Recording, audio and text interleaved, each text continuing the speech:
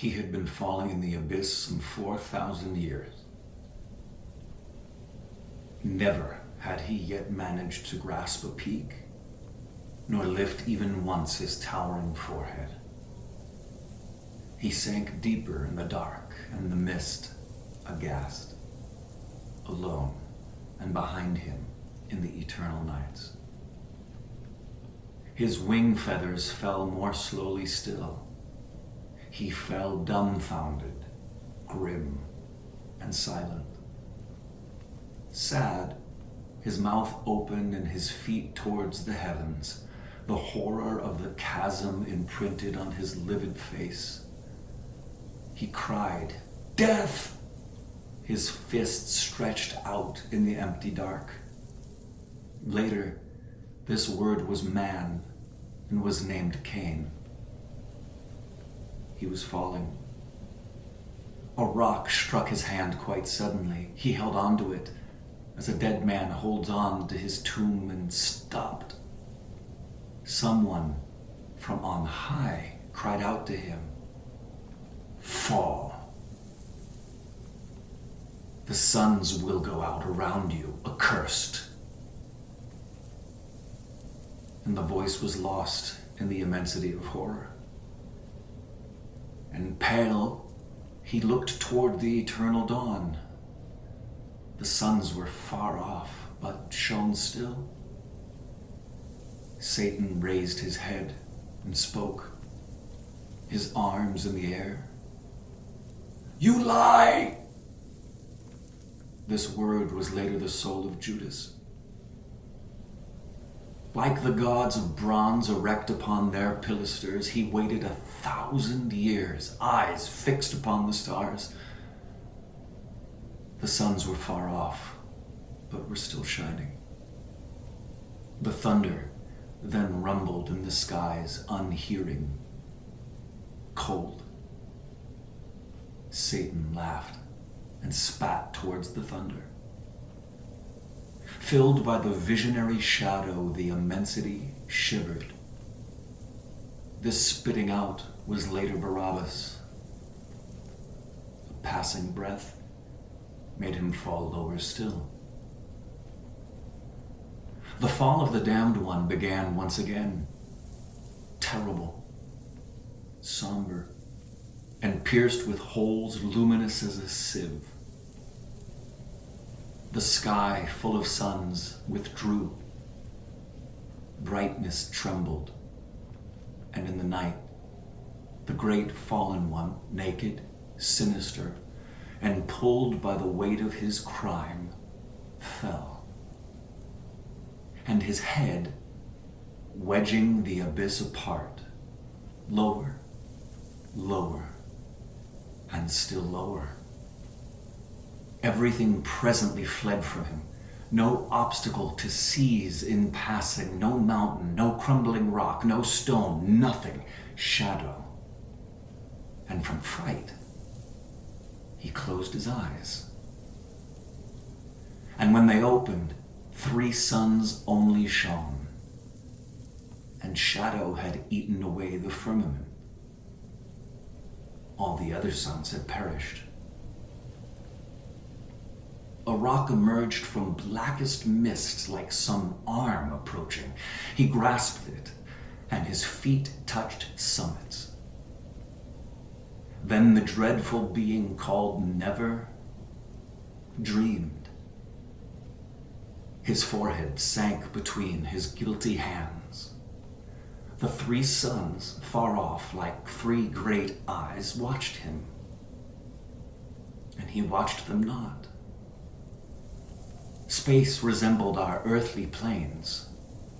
At evening, when the horizon sinking, retreating, blackens under the white eyes of the ghostly twilight, long rays entwined the feet of the great exile. Behind him, his shadow filled the infinite. The peaks of chaos mingled in themselves. In an instant, he felt some horrendous growth of wings. He felt himself become a monster, and that the angel in him was dying, and the rebel then knew regret. He felt his shoulder, so bright before, quiver in the hideous cold of membraned wing, and folding his arms with his head lifted high, this bandit, as if grown greater through affront, alone in these depths that only ruin inhabits, looked steadily at the shadow's cave. The noiseless darkness grew in the nothingness.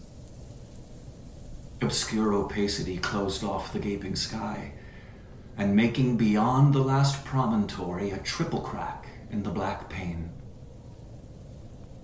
The three suns mingled their three lights. You would have thought them the three wheels of a chariot of fire, broken after some battle in the high firmament. Like prows, the mountains from the mist emerged. So, cried Satan, so be it. I can see. He shall have the blue sky, the black sky is mine. Does he think I will come weeping to his door? I hate him.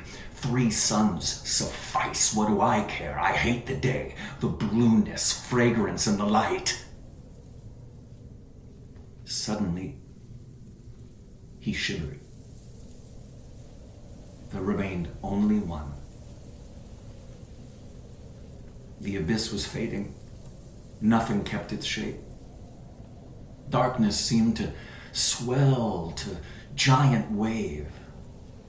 Something nameless and submerged, something that is no longer, takes its leave, falls silent, and no one could have said in this deep horror if this frightful remnant of a mystery or a world like the vague mist where the dream takes flight was called shipwreck or was called night. And the archangel felt himself become a phantom. He shouted, "Hell!" This word later made Sodom. And the voice repeated slowly on his forehead, "Accursed. All about you, the stars will go dark." And already the sun was only a star. And all disappeared slowly under a veil. Then the archangel quaked. Satan learned to shiver. Toward the star, trembling livid on the horizon, he hurled himself, leaping from peak to peak.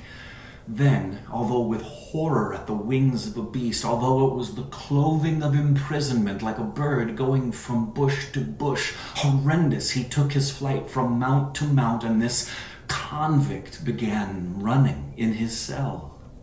He ran, he flew, he shouted, "Star of gold, brother, wait for me, I'm running, don't go out yet, don't leave me alone."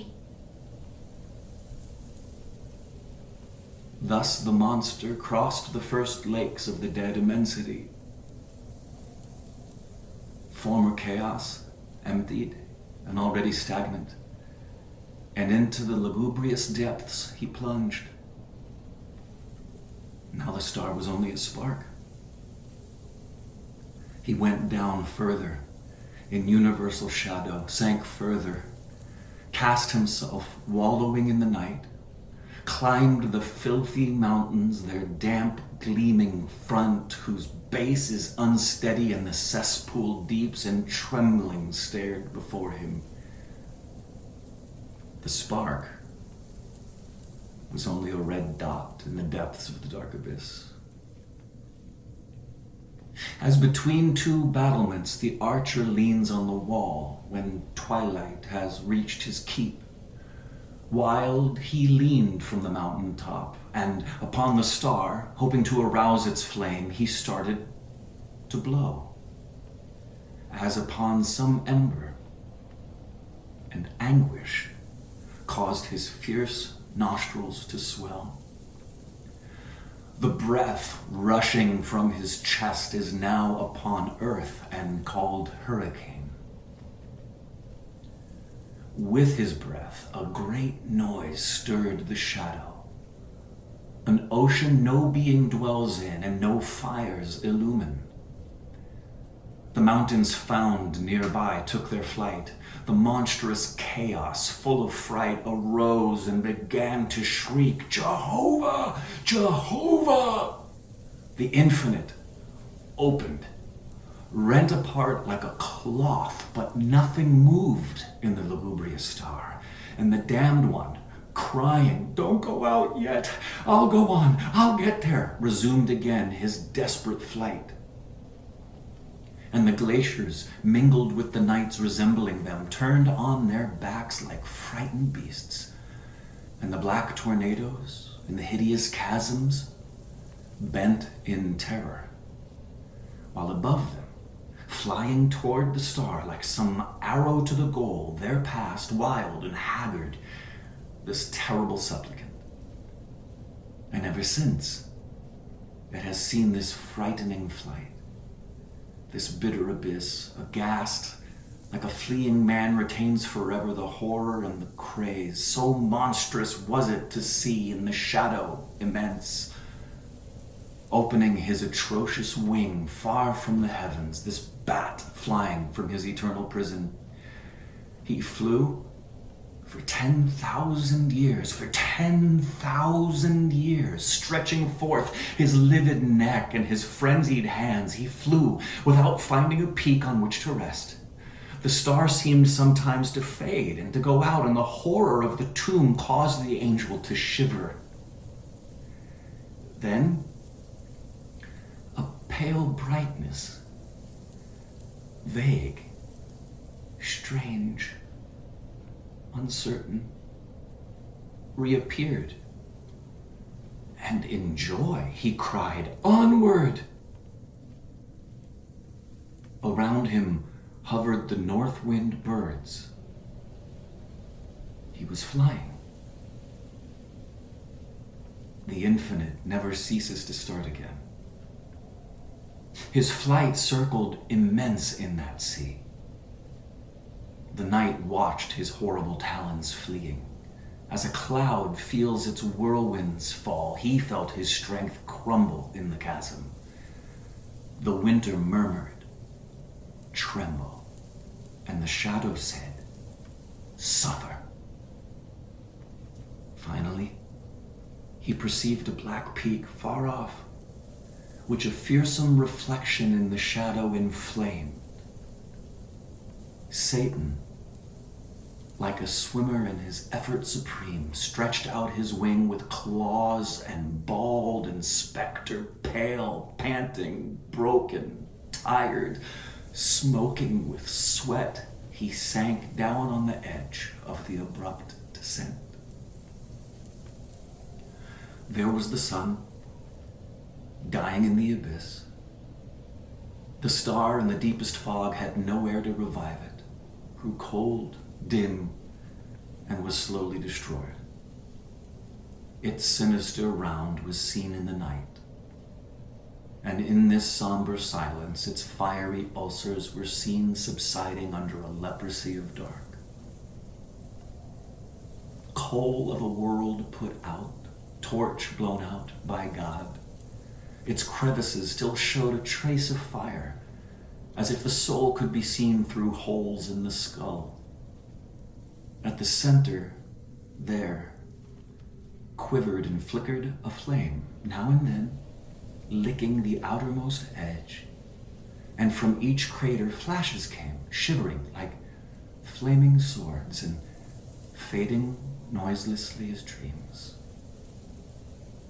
The star was almost black. The archangel was tired, beyond voice or breath, a pity to see. And the star in death throes, under his savage glance, was dying, doing battle.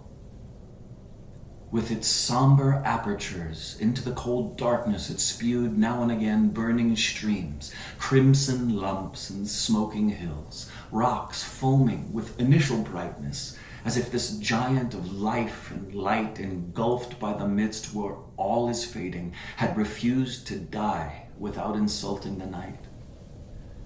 and spitting its lava in the shadow's face.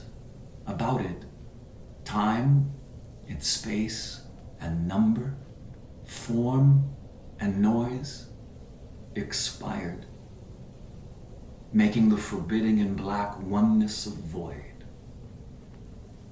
Then the specter, nothing, raised its head from the abyss. Suddenly, from the heart of the star, a jet of sulfur, sharp, clamorous, like one dying in delirium, burst, sudden, shining, splendid with surprise, and lightning from far 1,000 deathly forms, massive, pierced to the shadow's depths, the monstrous porches of endless deep. Night and immensity formed their angels. Satan, wild and out of breath, his vision dazzled and full of this flashing, beat with his wing, opened his hands, and then shivered and cried, "Despair! See it growing pale!" The archangel understood, as does the mast in its sinking. Then he was the drowned man of the shadow's flood. He furled once more his wing with its granite nails and wrung his hands, and the star went out. Now, near the skies, at chasm's edge where nothing changes, one feather escaped from the archangel's wing, remained and quivered, pure and white. The angel on whose forehead the dazzling dawn is born saw and grasped it, observing the sublime sky. Lord, must it too fall into the abyss? God turned about, absorbed in being and in life, and said, "Do not discard what has not fallen." Black caves of the past, porches of time, past, with no date and no radiance, somber, unmeasured. Cycles previous to man, chaos, heavens, world terrible and rich in prodigious beings. Oh, fearful fog, where the pre-Adamites appeared, standing in limitless shadow. Who could fathom you, O chasms, O unknown times? The thinker, barefoot like the poor, through respect for the one unseen, the sage, digs in the depths of origin and age, fathoms, and seeks beyond the colossi further than the facts witnessed by the present sky, reaches with pale visage suspected things, and finds, lifting the darkness of years and the layers of days, worlds, voids, gigantic centuries dead beneath giants of centuries. And thus, the wise man dreams in the deep of the night, his face illumined by glints of the abyss.